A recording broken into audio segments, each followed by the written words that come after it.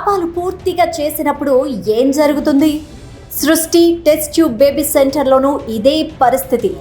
సరోగసిగా నటిస్తూ ఆమె బిచ్చగాళ్ల నుండి వీర్యం సేకరించడం ప్రారంభించింది. అవసరమైన వీర్యం అందించడానికి వారిని ప్రోత్సహించడానికి ఆమె వారికి ఫోన్ వీడియోలను చూపించింది. ఆమె సంభాషణలు కేవలం సృష్టి చుట్టూనే తిరిగాయి. తెర వెనుక ఎన్నో దారుణాలు జరిగాయి. హైదరాబాద్లో స్పెర్మ్ గుడ్డు సేకరణకు సంబంధించిన జరుగుతున్న కుంభకోణంలో కొత్త పరిణామాలు వెలుగు చూస్తున్నాయి. పిల్లలు లేని వ్యక్తులు స్పెర్మ్ మరియు గుడ్ల కోసం దాతలను కోరుతున్నారు. ఆదర్శవంతంగా ఈ దాతలు బాగా చదువుకున్నవారు మరియు తెలివైన వారు అయి ఉండాలి. అయితే సృష్టి టెస్ట్ ట్యూబ్ బేబీ సెంటర్ వారి సొంత ప్రయోజనాల కోసం ప్రజల నిరాశను ఉపయోగించుకోవడం ప్రారంభించింది. ఈ పథకాన్ని నిర్వహిస్తున్న వ్యక్తులు యాచకులు మరియు కార్మికుల నుంచి స్పెర్మ్ మరియు అండాలను సేకరించడం ప్రారంభించారు. సికింద్రాబాద్లోని Indian sperm tech cryo system clinic నిర్వహిస్తున్న 7గురిని అరెస్టు చేశారు. దర్యాప్తు ముమ్మరంగా సాగుతూ ఉండగా దిగ్భ్రాంతికరమైన విషయాలు వెలుగులోకి వచ్చాయి.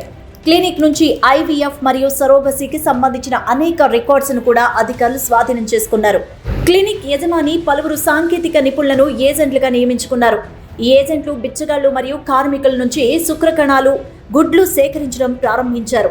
వారికి డబ్బు వాగ్దానం చేశారు. వీరందరి నుంచి వీర్యకణాలు, అండాలను తక్కువ ధరకి తీసుకుంటున్నట్టు ఆ తర్వాత బయట పెట్టబడింది.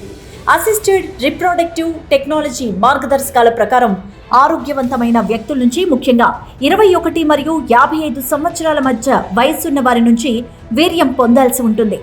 జన్యుపరమైన వ్యాధులు లేవని నిర్ధారించడానికి సమగ్ర వైద్య పరీక్షలను అనుసరించి వీర్య సేకరణ నిర్వహించాల్సి ఉంటుంది.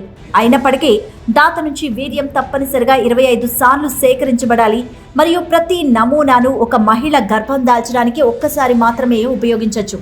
అయినప్పటికీ స్పెర్మ్ క్లినిక్లు ఈ నిబంధనలు ఉల్లంఘించి వారానికి ఒక్కసారి మనిషి నుండి వీర్యాన్ని సేకరించారు. కొందరు ఏజెంట్లు బిచ్చగాళ్లు, కూలీలను సంప్రదించి తాము చెప్పినట్టు చేస్తే మందుతో పాటు బిర్యానీ ఇప్పిస్తామని ఆశ చూపించారు.